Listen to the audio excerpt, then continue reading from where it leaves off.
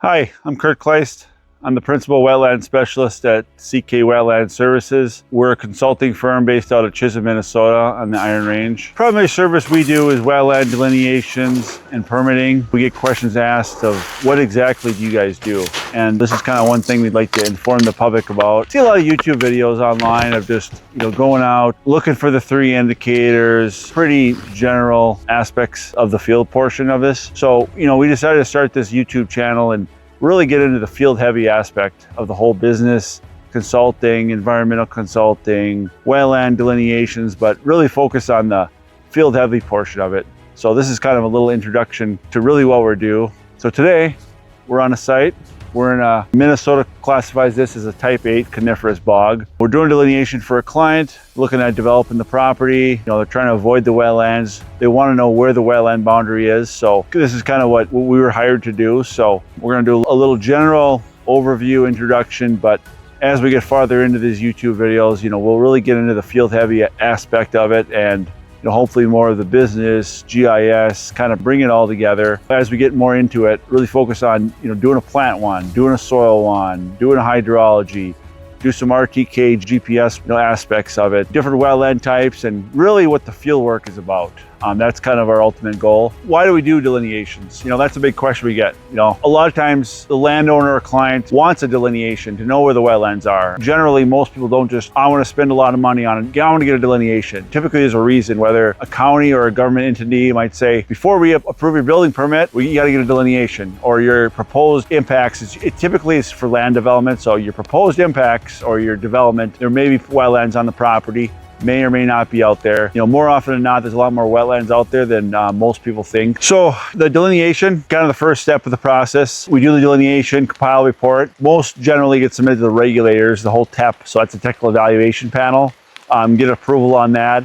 And then from that, they can make a determination of what they want to do with the property, whether they're expanding their development, might have to look at some permitting, but typically we try to avoid wetlands if possible. And sunshine was out here 5 minutes ago, and now it's pouring wet. So you never know what kind of day you're going to get out here. So doing field work is, some days you got to be on the rain, and some days it's sunshine, and some sites are easy, some sites are extremely difficult. So, that's kind of the nature of the game. There isn't that much field gear to use out here. Generally, do a quick run through. I'll go into some more detail on some of this, but this is our combination soils auger. This is where we get a soil sample. Pretty much, you put in the ground, grab a soil core. Sometimes it's easier said than done on other sites. And then we can, color and texture our soil.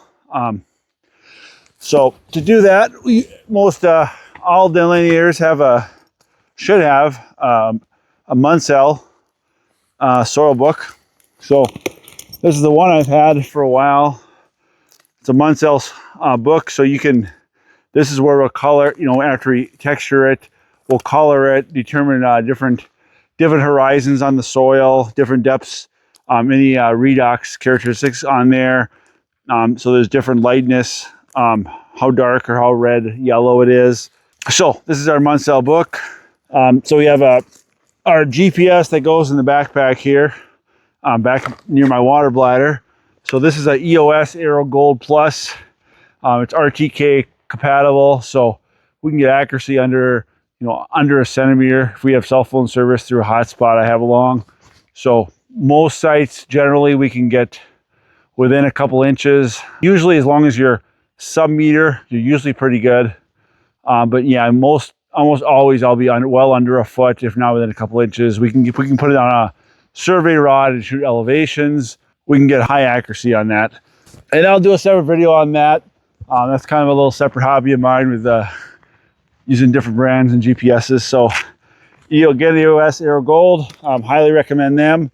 So we Bluetooth that through a tablet. So we use Esri field maps. That's how we collect our points.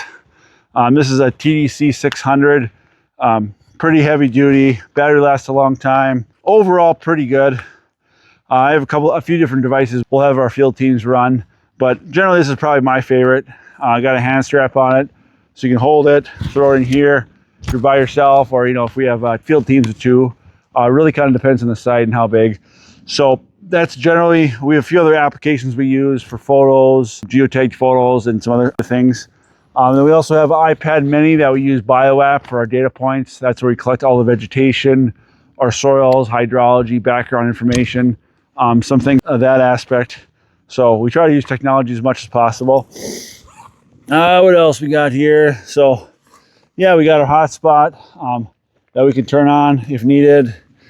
We have some other reference manuals, some pocket guides, long surveyors tape. We also have our plant lists. So this is the north central northeast region of the plants, and that's what regional summit we're in. So we're in the north central northeast here in the very far northeastern Minnesota. As I said before, I always have this. If I find some plants that we don't know the indicator offhand, we can certainly use BioApp to find the different indicators. If we can ID it or look it up. But yeah, if you can see that every plant has has an indicator: obligate, fact wet, back up, upland, and that's kind of how we do some of our hydrophytic tests on there, our prevalence test, our dominance test that we can do. So always have the plan list along. Oh, what else we got? So there's really not a ton of field gear. I think it kind of adds up after a while. Bug spray, that's essential. What else we got? Water, some snacks, sunscreen, and then we have our tape. So this is our wetland flagging, Mutual Industries. It says wetland boundary on it. So this is how when we go out, we'll get some more videos of me, we'll actually go out doing running our wetland boundary, but we flag it on trees. We also have wire flagging. We can put the ground, but generally I use the flagging on trees. Most of our sites are, have some kind of woody vegetation or forest. So that's kind of what we use, a unique identifier on it. For that, we have a few other field gear on here. GPS, headlamp, if our site goes out after dark, which has happened a few times, first aid kit, always be prepared, just like Boy Scouts. So, but yeah, it's kind of a general overview of some of our field gear, and I think we'll try to go out, start doing delineation, get to a different part of the wetland type, and we'll find some plants and some other things. So thanks for taking the journey with me. So a lot of times we'll always put this wetland flagging out. If we get a real busy area, a lot of traffic, it's not too bad here, but it's kind of company protocol. Make sure we're always safe with cones and traffic going by. So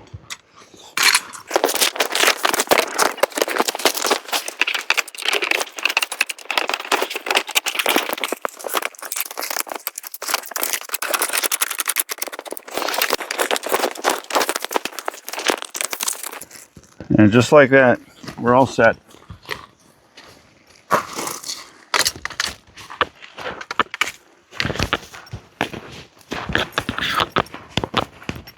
So yeah, one more quick overview. We're out here. So this is a coniferous bog that we see. There's a lot of sphagnum moss on the ground, a real mat layer. Very dominant out here. Some of the other species we'll see is some Labrador tea, which we have out here. So this is some Labrador tea. Smells very nice. And every plant, I'm not gonna go into too much detail, but every plant has an indicator on how wet or how dry it is. It could be an obligate, could be a fact wet, facultative, fact up, or upland. There's different kind of rankings in how wet or how dry it is. So those are some of the things that we look at, kind of determine the boundary. Also look at hydric soils. Hydric soils are kind of your long-term indicator out there. And we also look at hydrology indicators. So if we have a high water table within 12 inches, saturation, watermarks, moss trim lines, fact neutral tests we do.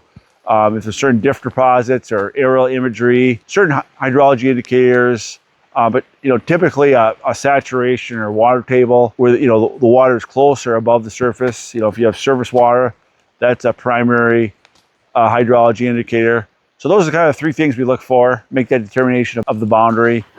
All right, so we're at another area here, another part of the property. This is more of a forested area. Deciduous trees. So up here in northern Minnesota, these are black ash species. These are fact wet, they call them, but pretty Very common up here, pretty easy to identify by the bark and mostly by the leaves or compound. That's the best way to tell. ID a lot of these tree species. So this is what we call a type 7 hardwood swamp here in northern Minnesota. Pretty common. You can look at them and see them a lot by aerial imagery too, with leaf on, leaf off imagery. We're just it's a general, pretty common tree up here on a lot of these wetland areas. We also have this one up here. It's hard to tell without seeing the leaf, but this is a red maple species here. This is FAC, also very common in a lot of these wetlands. You know, there's some red osier out here. You know, I'll do a different video on some plants more, but a more in-depth view idea of a lot of these plants. But so we see a lot of ferns in Minnesota too, and you know, we have some lady fern here, and then also sensitive fern, which is FAC wet, also very common in a lot of these wetland areas. And I was talking about some of the hydrology earlier. So got some standing water here in some of these lower areas. So, you know, we probably, for sure, probably have a high water table at some areas here.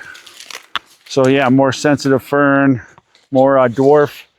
This is called dwarf Rubus pubescens, dwarf red raspberry, FAC wet. Looks a little similar to raspberry that a lot of people see, but that's that's very common out here. This is marsh marigold, obligate, also very common. So, you know, as we go as delineators, as we walk through these, you know, these wetlands or the transition boundary, you know, we see the species, we can identify it, and in our head we're saying, what's the indicator? Obligate, FAC wet, trees, shrubs, herbaceous species. We're all kind of using that in the back of our mind. And this one over here, it's a little smaller, but this is a speckled alder, Ulmus incana. It's a scientific name. Very common in most of these type 6 shrub swamps across northern Minnesota are all these alder thickets. Pretty common, easy to identify. Oh, what else we got out here? We see a lot of sedges in Minnesota. There's a lot of species of them. Generally, they're wetland, so I would call it obligate to FAC wet. But you know, this is a bladder sedge here, I believe. So this is a pretty common one we see in a lot of these hardwood swamps too. Right there, and then this one, sticky. So that's Gallium Boreal, right there.